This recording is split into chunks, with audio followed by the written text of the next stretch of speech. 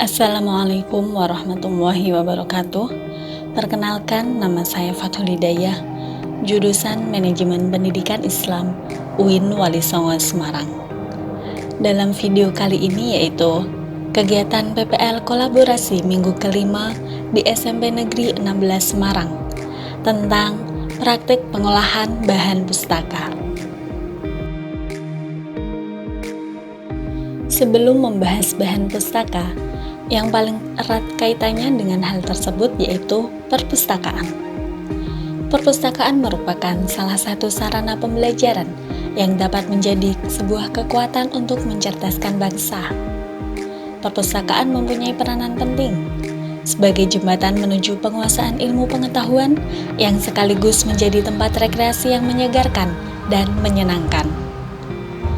Perpustakaan memberi kontribusi penting bagi terbukanya informasi tentang ilmu pengetahuan. Sedangkan perpustakaan merupakan jantung bagi kehidupan akademik, karena dengan adanya perpustakaan dapat diperoleh data atau informasi yang dapat digunakan sebagai dasar pengembangan ilmu pengetahuan. Pengolahan bahan pustaka adalah salah satu kegiatan yang dilakukan secara sistematis, mulai dari bahan pustaka tersebut masuk hingga siap untuk dilayangkan atau digunakan oleh pemustaka, yang bertujuan untuk memudahkan pengguna dalam memperoleh informasi yang dibutuhkan. Pengolahan bahan pustaka memiliki fungsi sebagai prosedur yang mengolah koleksi bahan pustaka. Dengan adanya pengolahan bahan pustaka, suatu perpustakaan akan menjadi lebih berstruktur. Oleh karena itu, setiap bahan pustaka atau informasi yang dibutuhkan oleh pengguna sedapat mungkin harus disediakan oleh perpustakaan. Bahan pustaka yang ada di perpustakaan biasanya berasal dari pembelian, sumbangan, hadiah, atau tukar-menukar. Sebelum bahan pustaka digunakan, haruslah terlebih dahulu didaftarkan dalam buku induk perpustakaan. Oleh karena itu, sebelum membuat laporan terlebih dahulu, kita perlu memahami tentang pengertian inventarisasi bahan pustaka dan buku induk. Inventarisasi bahan pustaka adalah kegiatan mencatat penambahan bahan pustaka ke dalam buku induk secara baik dan teratur, sehingga dapat diketahui ragam bahan pustaka yang dimiliki perpustakaan beserta jumlahnya. Dengan buku inventaris yang baik, serta pengisian data yang tepat, maka perpustakaan akan mudah dalam membuat statistik dan laporan tentang beberapa hal, yaitu jumlah bahan pustaka yang dimiliki perpustakaan, jumlah judul dan eksemplarnya, jumlah judul dan eksemplarnya berdasarkan bahasa, jumlah buku fiksi, buku teks, buku referensi, dan lain-lain. Jumlah penambahan bahan pustaka setiap tahun, dan jumlah anggaran yang dikeluarkan.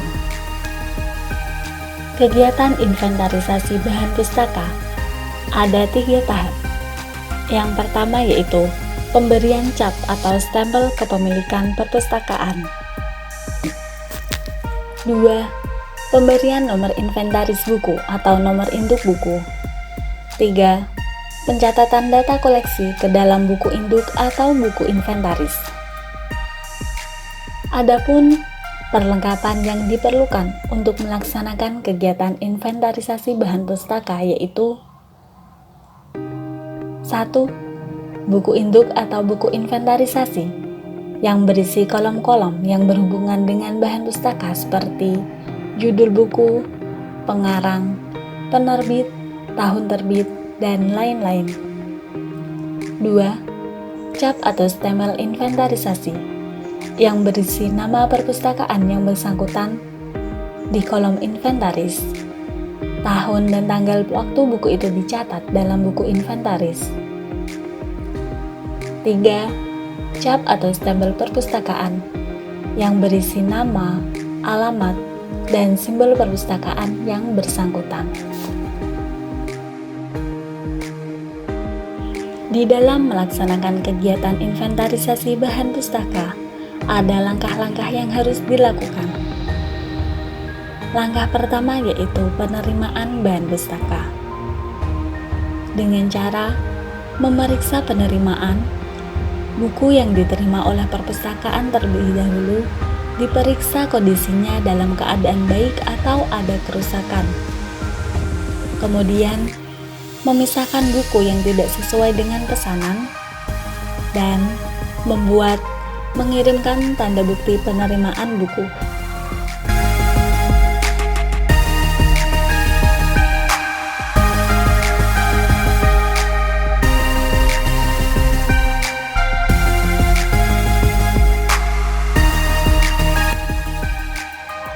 Langkah selanjutnya yaitu pengecapan. Ada 2 pengecapan yang perlu dilakukan, yaitu berupa stempel perpustakaan dan stempel inventarisasi. Stempel hendaknya tidak menghalangi teks dan diusahakan di tempat yang mudah terlihat dan pada bagian-bagian yang penting, di mana stempel dibubuhkan tergantung pada kebijakan perpustakaan. Biasanya stempel inventarisasi dibubuhkan di belakang halaman judul, sedangkan stempel perpustakaan pada sisi buku dan halaman-halaman rahasia. Yang kami lakukan di SMP Negeri 16 Semarang, adapun halaman-halaman rahasia yaitu halaman 19, kemudian 2 halaman bebas yang masih kosong.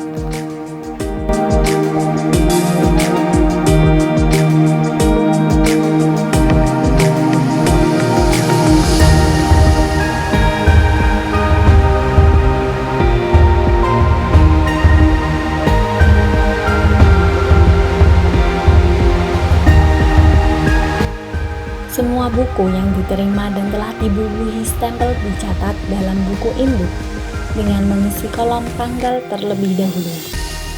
Setiap buku mendapatkan nomor induk atau nomor inventarisasi yang berlainan. Nomor induk menandai setiap buku dan berguna untuk membedakan buku yang satu dengan yang lainnya.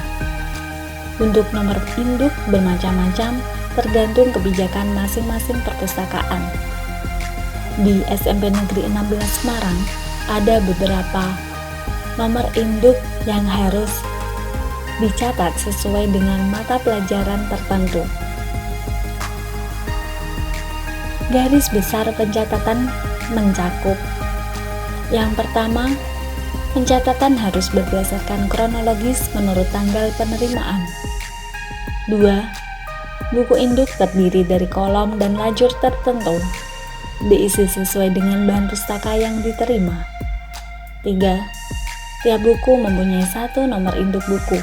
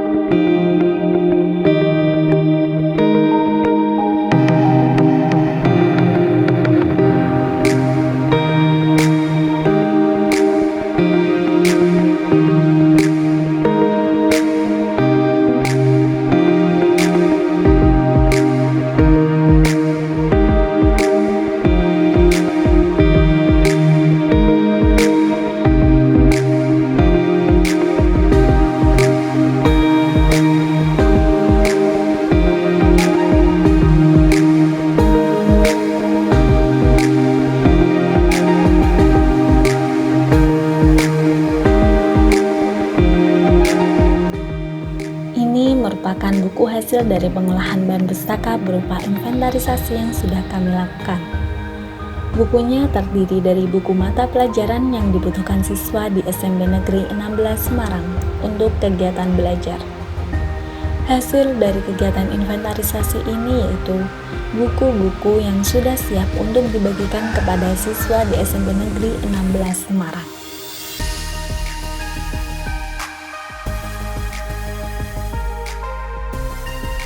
Demikian kegiatan pengolahan bahan pustaka di SMP Negeri 16 Semarang. Semoga bermanfaat. Terima kasih. Wassalamualaikum warahmatullahi wabarakatuh.